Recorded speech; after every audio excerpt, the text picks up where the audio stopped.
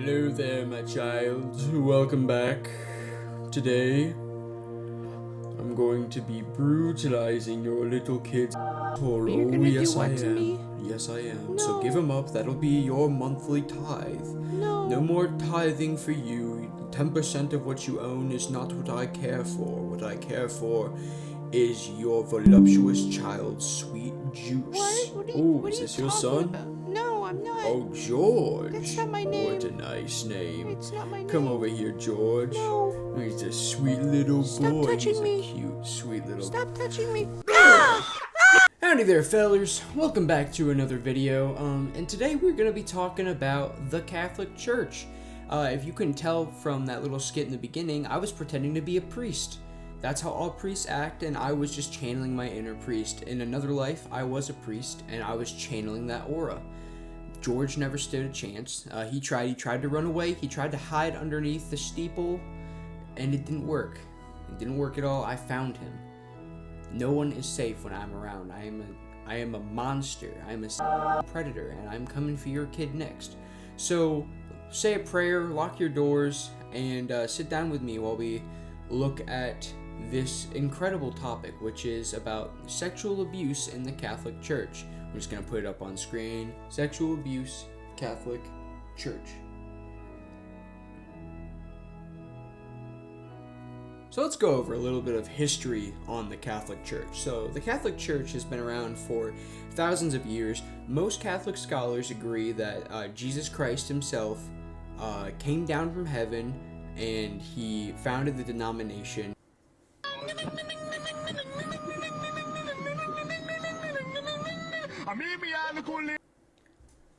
Boom! That's how we do it in the Mason Woods clan. Fuck yeah. So I don't know what you know about Catholicism, but it's essentially the super traditional Harry Potter version of Christianity, where they place a lot of focus on the more spiritual and traditional side of Christianity, which means you gotta just baptize your babies and pray to figures like Mary and the saints. You've probably seen the videos of the Catholic priest grabbing the little baby by like the balls of his feet, and they just kind of like pick him up like he's like a dirty washcloth, and just kind of go.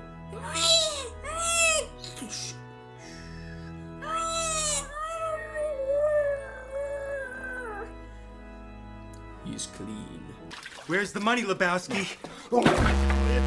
So not only do they believe in infant baptism, praying to non-spiritual figures such as Mary and the saints, they also believe in confession, which is the act of going before a priest inside a confessional box, which is where the priest sits right here in this. It's like a gigantic outhouse. So imagine a gigantic outhouse, but it's like two conjoined outhouses together. And the priest goes into this stall, and you go into this stall, and they have a little glory hole in the center, and you sit there and you talk to the priest for a little bit, and you confess all of your sins to him. Catholics have to follow a lot of rules, but the people that have to follow even more rules are the priests. So it starts off with a priest having to wake up at 3 a.m. to pray the Liturgy of Hours. It's a form of prayer that follows the rhythm of each day through psalms, scripture, and prayers, an obligatory way of sanctifying the day. You couldn't let them at least wake up at like 4 o'clock, 4:30. They have to wake up at 3 a.m. That will take a mental toll on your poor little noggin. It's gonna be constantly baked. Waking up that early just can't be good for you. Priests work long hours. They are in the church from like sun up to sundown. So I don't understand how they're getting quite enough rest to make their noodle function correctly without it baking like a Cheez-It in the hot summer's sun. So another rule they have to follow is the seal of confession. That's where the priest must not speak on anything that is confessed to them under any circumstance, and they cannot violate this rule even to aid law enforcement, which is crazy. So imagine you're a priest and you're sitting in your little outhouse prayer box thing, and a guy opens the door and he's like, "Priest, I've been fucking up a lot lately. I jerked off in front of a 7-Eleven, and then I stuffed my Samsung remote right down my mom's throat, and I've just been struggling spiritually, and I feel like my faith is wavering underneath all this pressure, the pressures of life, and I feel like any second I'm gonna pop. I'm building pipe bombs I don't know where I got the recipe to make pipe bombs, and I've been planting those pipe bombs all over the city, and at 12 o'clock tonight, I'm gonna let it all blow. And the priest is like, say like 6 Hail Marys, get the fuck out of here. So the police come knocking on the priest's door, and they're like, excuse me, sir, so we have sources saying that one Jeffrey Smith came to you and confessed earlier. We have intel saying that he jerked off in front of a 7-Eleven, and we have video of him stuffing a Samsung remote down his mom's throat. We also have word that he might be building pipe bombs to blow up the entire city. Do you know anything about this? Did he give you any intel during confession? And the priest is just sitting there going, I don't even know what you're talking about. Yeah, the guy came to me. I just can't tell you shit. You're shit out of luck. Millions of people might die, but as long as we don't break this seal, that would be pretty bad, wouldn't it?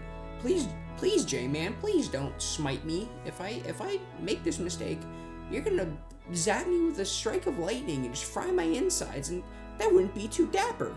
Please, dear God, I can't help you guys. Another fun rule that the priest must follow is that you cannot be divorced. Things just haven't been going well in your marriage, and your whore wife has been cheating on you with half of Whole Foods and propping herself up on one of the cash registers and like stuffing organic like peppers inside of her, and you're like, that's kind of fuck. I didn't know you were like that. I don't think we can do this anymore. And you divorce her, you're not allowed to become a priest. Or if you divorce her, and if you're married and you divorce her as a priest, you will be asked to step down. And another fun fact is that this has nothing to do with priests, but I just thought it was a really funny fact that I found. It says that if the Pope dies, cardinals over 80 cannot cast a vote to elect a new Pope. If Pope Francis dies tomorrow, 84-year-old Pope Linguini is going to be sitting there like trying to cast his ballot, and you're like, God damn it, Linguini, we said you're too fucking old. You're not even a person. He's like, I just want to vote for Jackson, Pope Jackson. And they're like, get the fuck out of here, Cardinal Linguini. You're not even human. You're too old. You're not in your right mind. Your brain is mush. Not only as a priest are you not allowed to get a divorce, you're also not allowed to marry any women during priesthood. You're not allowed to court any women. You're not allowed to date any woman. You are just completely barred off from any physical or emotional contact with women because it can get between you and God's relationship. So, as you can imagine, some of the very, very evil priests that let temptation get the best of them, and they have to be celibate their entire career, after a while they start thinking, they're like, what have I got to lose? I'm gonna start touching people. Picture yourself as this. You're an evil Catholic priest, and you've just been itching to get your rocks off. You just want to blow a fat, sticky load of holy water, and you need to strike fast. Your target has to be someone you're near pretty often, preferably someone closely tied to the church. So you can't go for the nuns, because nuns are also celibate, and you're a balding 50-year-old man, so they're not going to break their vows for you. You also can't go for the deacons, because the deacons are over the age of 18, and people of legal age are kind of gross and icky, and they have too much hair on their special place. So who do you go for? I bet you can guess. So there have been thousands of accusations of sexual assault in the Catholic Church over the years, but they have not received any public attention until the 1980s. So today we're just going to look at some of the most prevalent cases and instances of abuse in the Catholic Church. Starting off with one Gilbert Gwaith. So Gilbert Gwaith was a priest in Louisiana, and he was the first to gain national attention in a case of a priest accused of sexual abuse. In 1985, he admitted to abusing 37 boys and pleaded guilty to 34 criminal counts. He was sentenced to 20 years in prison, released after 10 years. This case put abuse in the Catholic Church in the public spotlight.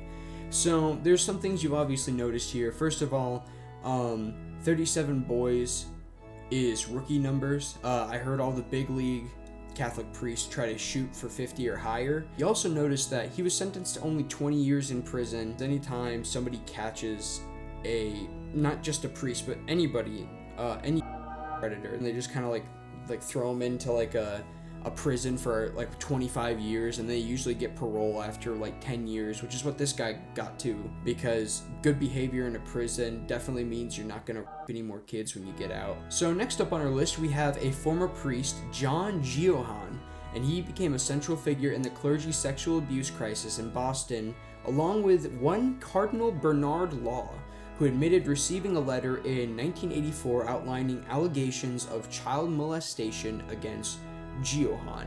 So this one's a little funny because Cardinal Law got a couple of letters in the mail saying, excuse me, sir, Priest Giohan has been touching my kid inappropriately, and he said that he's going to come after our entire family. He said that he's going to break into the house and just stuff all of his fingers inside of my gaping. I'm actually a little scared. And the cardinal like looked at the paper and was like, holy shit. And he just like just threw it away and was like, that was about to get really sticky. Thank God I took care of that. Law assigned Giohan to another parish despite the allegations, and from 1962 to 1995, Giohan abused approximately 130 people. This guy is a champ. He's a winner. He hit the home run. He's the Billy Mays of assault. So this guy really gets it. He really knows what it takes to be a good predator. So he mostly abused grammar school boys, which were like easy targets. I don't know if that really hurts his stats at all as a predator. I feel like the more the risk, the higher the reward. So sure, he was going after grammar school boys, but I feel like he could have really pushed forward and started going after their parents too.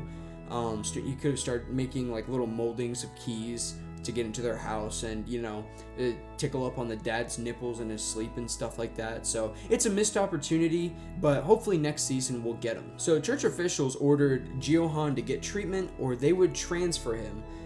Either way, they kept him on as a priest. And the Boston Globe coverage on sexual abuse by clergy brought the issue to the forefront. So Giohan was found guilty of molesting a boy in a swimming pool and was sentenced to prison in 2002. That was what shocked me the most. You would think after molesting 130 people that he would not do it again. But lo and behold, we were all taken by surprise. Who was even more shocked was Cardinal Bernard Law. He was pretty embarrassed and he stepped down as a cardinal. Giohan was sent to prison in 2002 as well, and a year later he died after an attack by another inmate. Thank God. It's my wife. She's texting me new pictures of apartments to look at. That one looks pretty nice, babe. Did you see the square feet on it? Let me look again. 1,400 square feet. I don't know how much this apartment is, but it's probably... This one's probably... It's $1,100 a month. Yeah. That's not bad. That's really not bad. But I'm in the middle of recording. It's still recording as we speak. So... I love you. I love you too. Okay, bye. Bye. Get the fuck out of my room.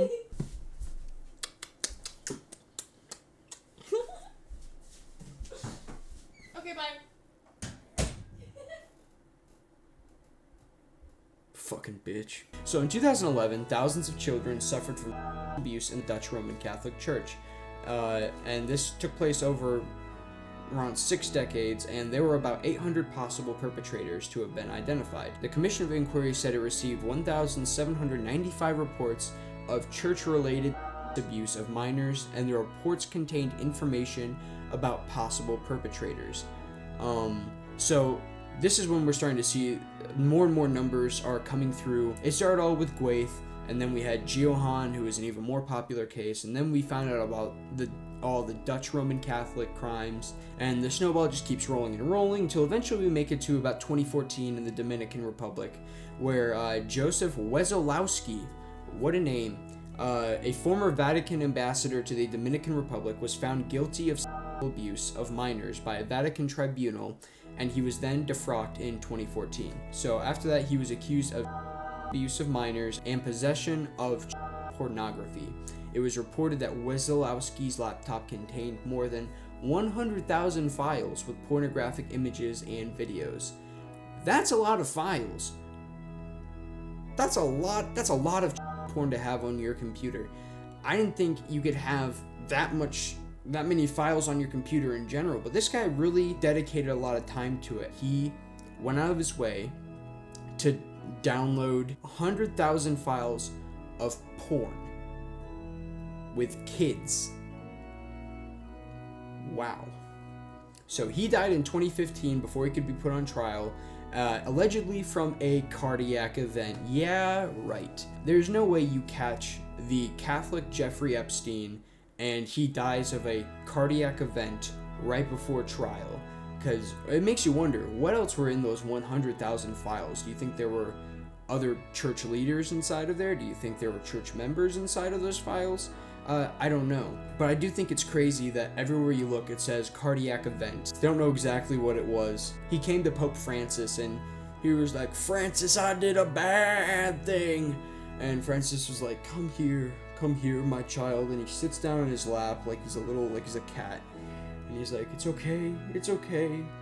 We all make mistakes. "Do you love me, Papa? Do you love me?" And he's like, yes, I still love you. I still love you. Pulls out a cyanide pill. Boink. That's how I expected it went, though. So, alongside Wesolowski, there was also another priest that was associated with him. His name was, editor, put the name on screen right here. I can't pronounce that. So, Gill claimed that the charges against him were false, and they were the work of drug gangsters opposed to his educational work. Now, I'm pretty sure drug gangsters aren't like sitting there like doing crystal meth and like shooting up like fucking heroin. Just going, you know what really pisses me off is Father Gill is teaching kids ABCs.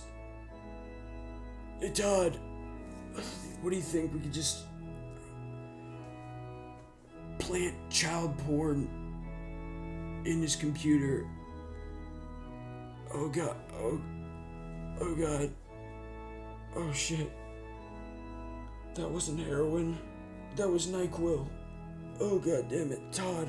So, after looking at all these cases, what can we deduce? So we can deduce that priests are like parasites.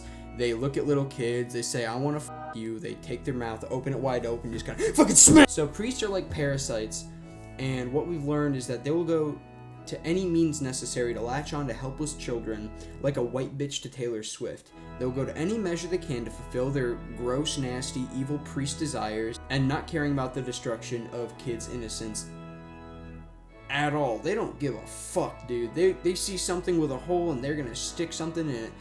Doesn't matter if they have a family, doesn't matter if it's an orphan child, doesn't matter if it's a grammar school child.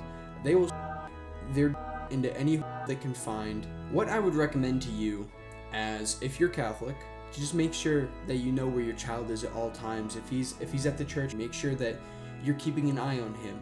I'm not saying that your priest is a predator, but there's a good chance that he is. Thank you all for watching the video. I enjoyed researching and making this one. It was very interesting to look at all the statistics, and I really enjoyed just putting it all together, taking a lot of time out of at the end of the day when I get home from work and I make these videos, and it's like a little, it's kind of like relaxing. It's like a therapy for me. Just sit down and relax these very interesting topics and put them all on paper so I can eventually put them on the video. And I appreciate all of you for stopping by for a little bit just to watch the video with me. It means a lot. I hope you all enjoy the rest of your night. I will be releasing a brand new video on Saturday. That's my schedule. I'm going to be releasing every single Saturday or every Sunday depending on how far behind me and my editor are. And I may or may not start releasing videos on Wednesdays as well, just to kind of just pump more content out there, more stuff for people to watch and enjoy. So I hope you all have a great rest of your night, and I will see you in the next one. Kill yourself.